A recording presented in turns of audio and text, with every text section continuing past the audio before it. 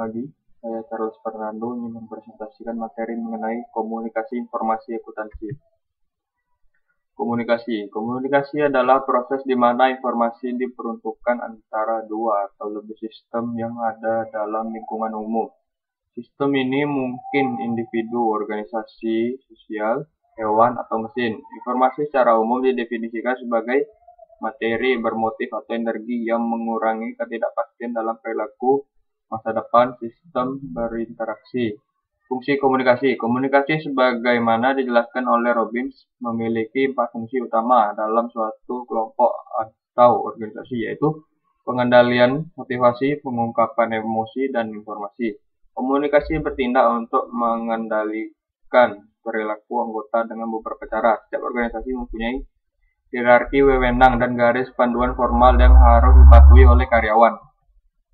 Komunikasi. Yang pertama, model Laswell. Model tersebut sederhana tetapi kurang memiliki sejumlah elemen yang diperuntukkan untuk memahami proses komunikasi. Kedua, model Shannon-Weaver. Model ini merupakan suatu kemajuan dibandingkan dengan model Lasser karena model tersebut membedakan antara sumber informasi, pengirim informasi, penerima informasi, dan tujuan. Model SMCR-Berlow. Model ini menyarankan arus informasi satu arah dari suatu sumber kepada penerima tanpa umpan balik, dan model ini juga tidak memasukkan konsep gangguan. Yang keempat, model Wesley-Eklund. Model tersebut menjelaskan cara-cara individu dan organisasi memutuskan pesan apa yang dikomunikasikan dan bagaimana pesan tersebut dimodifikasikan atau dihapus. Yang kelima, model pemusatan komunikasi. Model ini menekankan pada kesatuan informasi dan tindakan.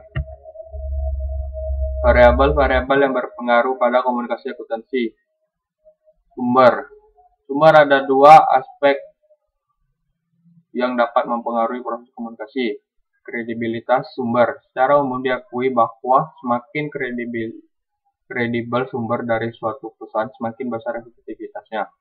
Kesamaan antara penerima dan sumber. Komunikasi yang efektif akan lebih mudah terjadi ketika sumber dan penerima adalah serupa.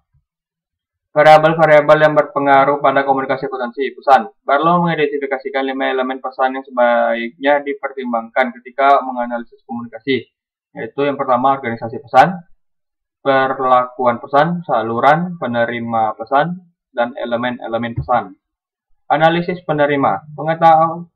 Pengetahuan mengenai penerima dapat digunakan untuk mendesain pesan yang lebih efektif dan menyampaikannya melalui saluran yang paling sesuai. Komunikasi yang efektif dihasilkan ketika informasi didesain secara spesifik untuk penerima. Akuntan sebaiknya menyelidiki penerima yang dimaksud, penerima aktual dan penerima yang potensial sebelum menghasilkan dokumen. Analisis jaringan. Pada dasarnya, penjelasan struktur komunikasi dari suatu organisasi dihasilkan dengan memeriksa arus informasi antara komponen dari sistem tersebut. Komponen itu dapat berupa individu, kelompok, tugas kecil, atau organisasi formal.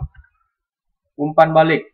Umpan balik merupakan pesan yang dikirim oleh penerima kepada sumber dalam menangani pesan awal. Umpan balik memungkinkan terjadinya pertukaran ide. Dengan demikian, tujuan komunikasi adalah pemahaman dan bukannya arus penyebaran informasi satu arah dari sumber pada penerima. Umpan balik memastikan komunikasi yang efektif, yaitu pemahaman ide di antara individu dalam jaringan sosial atau organisasi formal.